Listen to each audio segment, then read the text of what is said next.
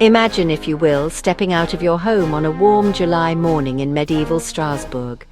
The air smells of fresh bread from the bakery down the cobbled street, mingled with the less pleasant aromas that defined city life in the 16th century.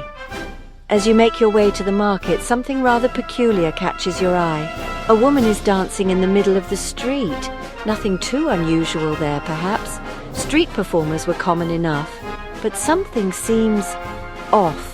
Her movements are frantic, almost desperate. Her face shows no joy, only anguish, and most peculiarly, she doesn't stop.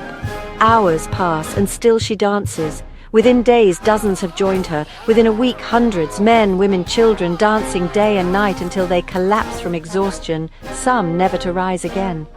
No music guides their steps, no celebration motivates their movements, just a compulsion, an unstoppable urge to dance. Welcome, dear viewers, to one of history's most bizarre events, the dancing plague of 1518. Today we're exploring a truly strange phenomenon that gripped the city of Strasbourg just over 500 years ago, when hundreds of people danced themselves to exhaustion, injury, and even death for weeks on end.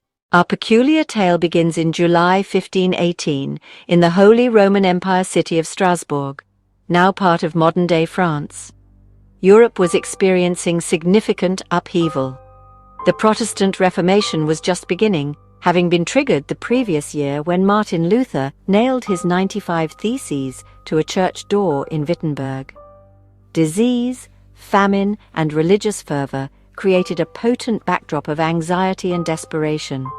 It was in this setting that a woman known to history only as Frau Trophäa stepped into the street and began to dance. We know precious little about her. Not her age, not her social standing, not even her first name. But we do know that on a hot July day, she began dancing in the streets of Strasbourg without music or apparent purpose. This wasn't joyful dancing, mind you. Contemporary accounts describe her movements as agitated and uncomfortable. Her face showed signs of pain and fear rather than pleasure. Most peculiarly, she couldn't seem to stop. As onlookers gathered, Frau Trophäa continued her macabre performance from dawn until dusk.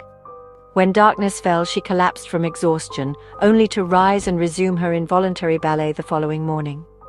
Initially, the citizens of Strasbourg likely viewed this as merely an odd spectacle, perhaps the actions of a troubled individual. After all, life in medieval times provided no shortage of unusual public behaviors.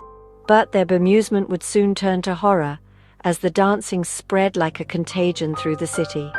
Within a week, more than 30 people had joined Frau Trophäa in her ceaseless dance.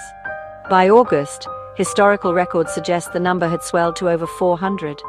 Imagine that, hundreds of people dancing without music, without joy, without control, many dancing until they collapsed from sheer exhaustion. As the numbers grew, Strasbourg's authorities became increasingly concerned. They consulted the city's physicians, who concluded this strange affliction was the result of hot blood, a medical theory of the time suggesting that certain bodily imbalances could cause peculiar behaviors. Rather than attempting to stop the dancing, the city officials made a decision that seems utterly baffling to modern sensibilities. They encouraged it. The consequences were predictably grim. Dancing day and night, many of the afflicted collapsed from sheer exhaustion. Some suffered heart attacks, others experienced strokes. Contemporary accounts report that up to 15 people died per day at the height of the epidemic. The physical toll was horrific. Dancers' feet would become bloodied and swollen. Without modern medical care, these injuries frequently became infected. Many danced in the summer heat until they were soaked with sweat, experiencing severe dehydration. Some accounts describe dancers begging for help, claiming they couldn't stop, while their bodies simply continued to move. As the death toll mounted, the city's authorities finally realized their approach wasn't working. Rather than helping the afflicted dance out their mania, they were merely facilitating their demise. One popular explanation involved Saint Vitus, a Christian martyr believed to have the power to curse people with a dancing compulsion. Some believed the afflicted had somehow invoked the saint's wrath. Others suspected more sinister forces, demonic possession or witchcraft. In an age where the devil's influence was believed to be ever present, such explanations would have seemed entirely plausible. Modern historians and scientists have proposed various other explanations. One theory suggests that the dancers consumed grain contaminated with ergot, a fungus that grows on rye and produces chemicals similar to LSD. However, the most widely accepted explanation today centers on psychological factors. The region had suffered years of misfortune prior to the dancing plague. Famine, disease, and extreme poverty had created a population under immense psychological strain. Many historians now believe the dancing plague was a form of mass psychogenic illness, what was once called mass hysteria. Think of it as a physical manifestation of extreme psychological distress in a community with strong shared beliefs about possession and divine punishment. In our modern world, we might turn to anxiety medications or therapy. In 16th century Strasbourg, this extreme distress erupted as uncontrollable dancing.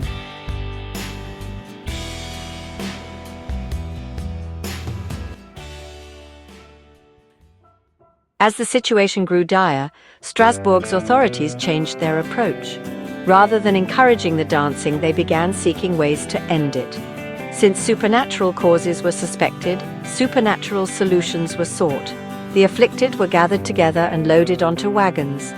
They were then taken on a pilgrimage to a shrine dedicated to St. Vitus in a nearby village called Saverne, about 30 kilometers from Strasbourg. There they were led in prayers and given small crosses and special red shoes to wear. In another effort, the city council banned all forms of dancing and music throughout Strasbourg, hoping this might break the spell. They even went so far as to forbid the playing of musical instruments, which seems rather counterproductive if you've just hired musicians to play for the afflicted. Public prayer sessions and masses were held throughout the city. The dancers were encouraged to repent for whatever sins might have brought this affliction upon them. By early September 1518, just a few months after it began, the dancing plague began to subside. The number of afflicted gradually decreased. Those who survived slowly returned to their normal lives, though many likely suffered long-term physical and psychological effects from their ordeal. The plague had run its course. No more new cases were reported, and Strasbourg attempted to return to normality. Remarkably, this wasn't the only case of dancing mania in European history. Similar outbreaks occurred along the Rhine and Moselle rivers between the 14th and 17th centuries. In 1374, a particularly notable episode spread across towns in Belgium, Luxembourg, and Germany, but none reached the scale or intensity of the Strasbourg incident of 1518. To understand how something so bizarre could occur, we must consider the historical context. Life in 16th century Europe was, to put it mildly, rather challenging. The religious climate was equally intense. Most people genuinely believed they might be living in the end times, with signs and portents of the apocalypse seemingly everywhere. In our modern world, extreme stress manifests in different ways, perhaps as anxiety disorders, depression, or various physical symptoms that doctors today might classify as psychosomatic. Contemporary neuroscience gives us insights into how stress and cultural expectations can create physical symptoms. When under extreme psychological pressure, our brains can produce very real physical effects. The dancing plague shares characteristics with other mass psychogenic illnesses throughout history, from the Salem witch trials to modern cases of unexplained symptoms spreading through schools or workplaces. The human mind is remarkably suggestible, especially in times of extreme stress. Today, Strasbourg is known for its beautiful cathedral, its role as a seat of European Parliament, and its charming Christmas markets. Few tourists wandering its picturesque streets realize they're walking where hundreds once danced themselves to exhaustion and death in a bizarre epidemic of involuntary movement.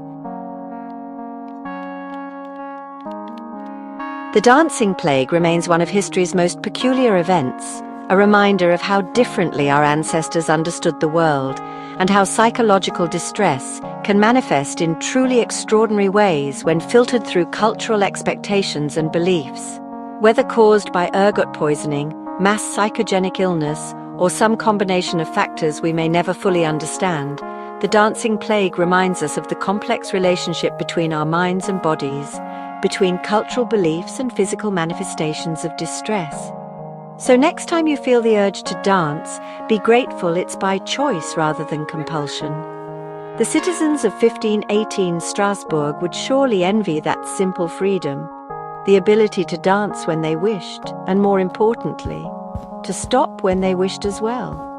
Thank you for joining me on this exploration of one of history's strangest events.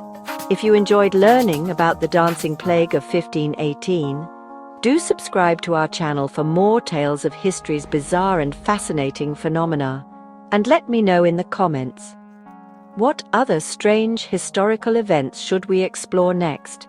Until then, goodbye.